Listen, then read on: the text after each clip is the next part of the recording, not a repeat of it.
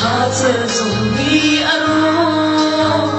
ay napang to apel kapatot ng bel kirzay rel tilo hitin maguchit intang liang tonight mazur milam le na tu mi tilka chatin som chan rikman taksa china kan si tharau china kan si Marlin na tan kamu ro deu na fu kamu ro taklin na tu mo tu na chilai balay suga pa Chan o katakaw Nalong ilet ko Do tu zisuni Nung sawin ang pakaw Napampay tu ka pa Hitin chan di lai tu Baling at hum alna Chan to'y naglatliwa Nangamnak na pumo Zisu di kay ma ikapik mi dito Ang hati layaw sungsalin Lam nating ang ngaylay Kaparating petang Sud haraw tinunso Barlem na tan kamu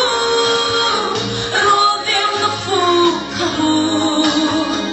Rotaklen na tumoto na chilay Balay suga pa Kay chan o kataglaw Nung sawin ang pakaw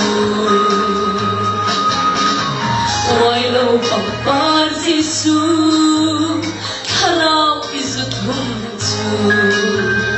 Lung chiwin ang ngaylaw Aparat nagtutu Nilet halikum Litsan liang tertira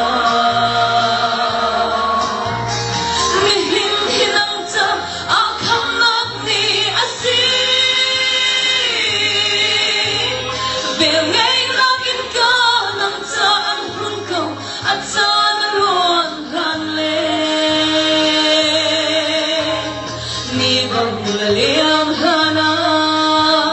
Nun maparto tansang Barlin na tan kamu Rodeo na fu kamu Rol taklidun na tumoto na chilay Balay suga pa Kay chan o katakaw Nalong ilet ko Do tu zisuni Nung sawin ang pakaw Balay suga pa Kay chan o katakaw